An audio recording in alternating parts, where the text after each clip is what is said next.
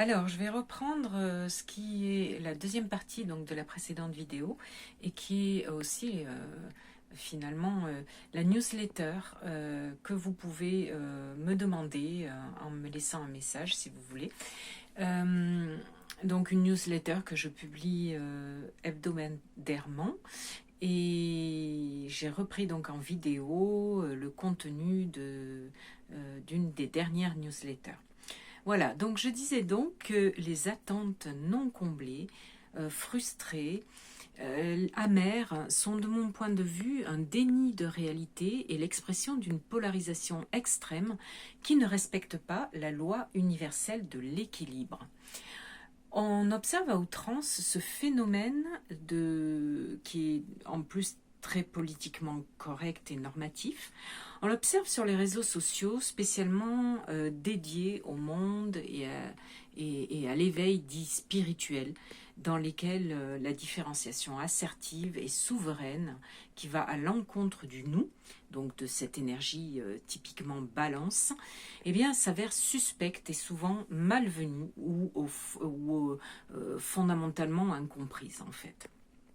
Personnellement, je m'érige contre ce qui m'apparaît comme un fléau, bien que je vois aussi en moi les stigmates d'un comportement acquis régi par la peur d'être en pleine lumière et qui consiste à me conformer au monde et ses codes et jouer petit d'une certaine manière pour éviter de sortir du lot et affirmer une puissance qui m'effraie.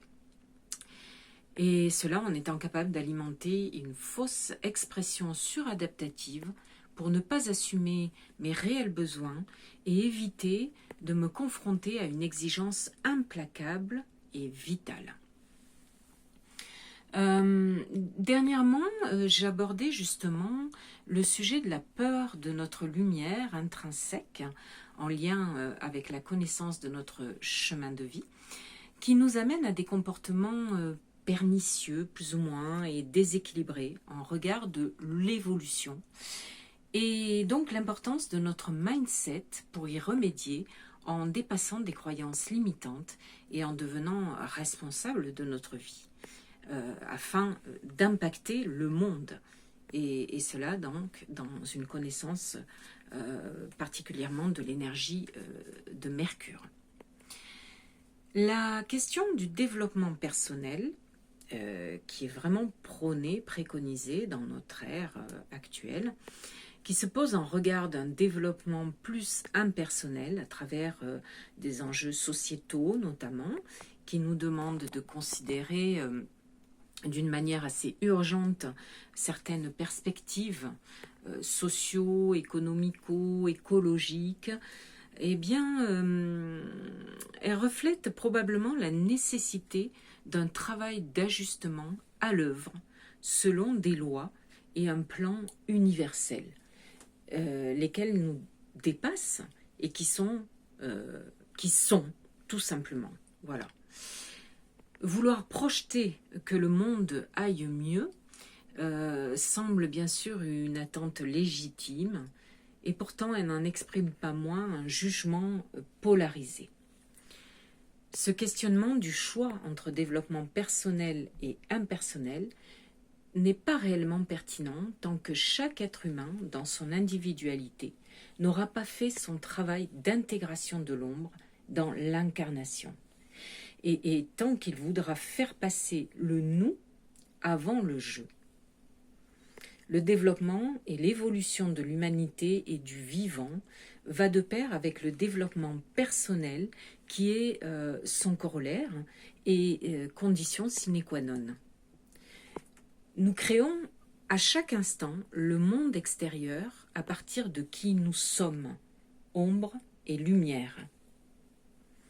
Voilà, alors en toute conscience de ce que nous mettons individuellement en gestation pour cette fin de cycle de l'année 2023 et qui impactera indubitablement notre collectif, eh bien, je pense qu'il est temps de convoquer notre saint, notre archange Michael, Saint Michel, que nous fêtons, que nous avons fêté le 29 septembre dernier, qui a coïncidé aussi avec la pleine lune en Bélier. Volonté et reprise de notre pouvoir personnel de trancher, choisir, discerner, mettre en application les choix que nous avons faits et intentions posées lors de cette dernière nouvelle lune sont vraiment à l'honneur.